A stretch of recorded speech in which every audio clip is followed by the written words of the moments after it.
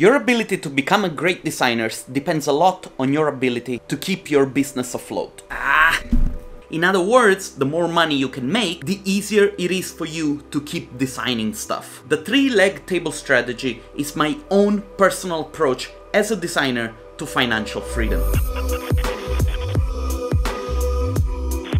Hi guys, Fabio Palvelli here. If you're a designer and you love architecture and visualization, you've come to the right place. Every week on this channel, I share a little bit of my life on video, as well as tips and tricks on how to be a better designer. So if you're new here, please do consider subscribing. On my channel, I often talk about the possibility for every artist to shift their focus of their business from clients' work to other things. And the reason I do that is not because I want to discourage people from making archivist images, but rather because I know that often a lot of talented artists, because they prioritize on goals that they struggle to achieve, they very often miss out on other possibilities of making more money by doing other things. One of the reasons we designers often put up with the requests of cheap clients is that we lack the financial means to tell our clients, no, we simply cannot afford it. It is our job and this is how we make money. We rely on making images to make ends meet. The three-leg table strategy is a common way to look at a business in order to differentiate the way that the business generates profit. The idea is very simple. A table that stands on three legs is more stable than a table that stands on one or two legs. In other words, if you have more than one way to make money, that's a good thing. A little background as of why I use this strategy myself. About 6 months into starting my own visualization company around 2013, my partners and we found ourselves very unhappy about the quality of the work that we were producing and even more about the prices that we were charging for our services. Basically, our results did not match the goals that we set out in our business plan. The main reason for this is that we were not in the position to dictate the conditions with our clients. We had simply no control over this. Even worse, we did not have the financial means to keep on trying. At the same time, by chance, I managed to land a teaching job at a university. That teaching job alone gave me enough money and freedom to try my luck in the field of visualization as a freelancer. This time, I had the advantage that I could say no to clients if I wanted to. All of a sudden, because I could afford to turn down jobs, my fee went from 800 euros per image to 1,200, then to 1,500, then 2,000. And that would have never happened if I were not in the economical position to do so. Once I understood the game, I started to pass my work to other offices for a commission. That gave me in turn a bit less money, but more time to focus on other business ventures.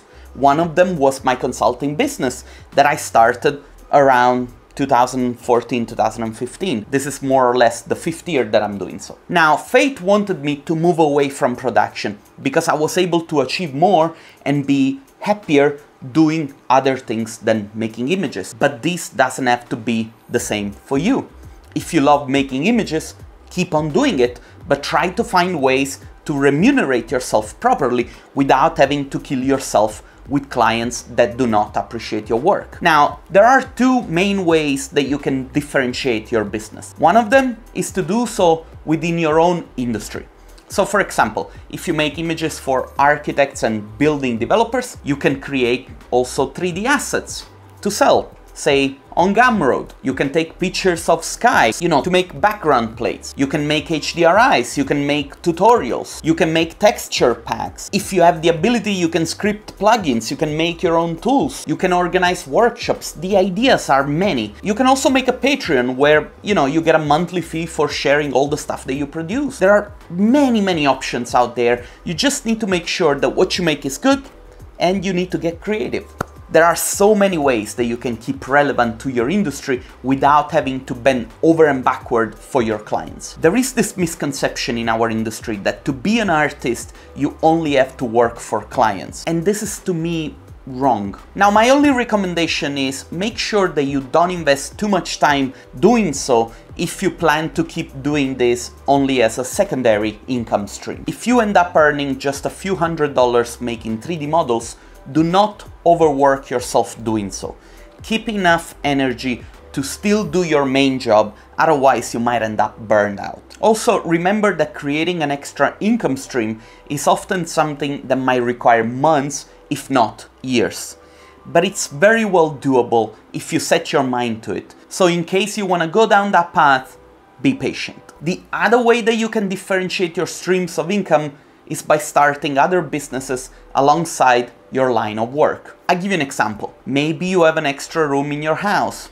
Make an Airbnb. Maybe you have an office space that it's big enough. How about you rent some of that space to some other designers and start some sort of like small co-working space? I know of other designers that inside their offices, since it was a street shop, they have started a coffee house. In some cases, this was so successful that these designers completely switched their business because the other activity that they were doing was a lot better than the design one. And you know what?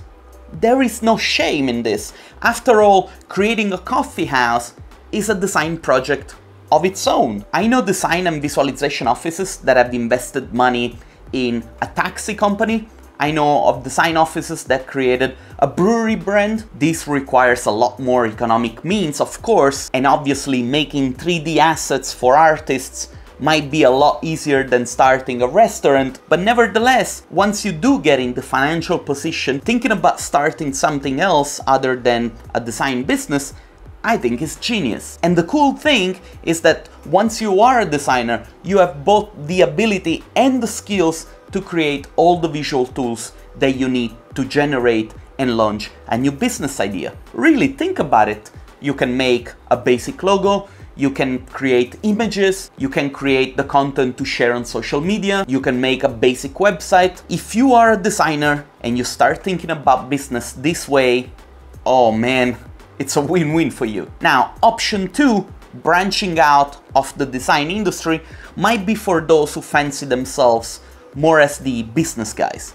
But option 1 is totally available and within reach for any designers working in this field. So next time that you do find yourself struggling with the requests of a crazy client, just spend some time thinking about it. What is that you can do that will put you in the financial position to say, Mr. Client, you know what?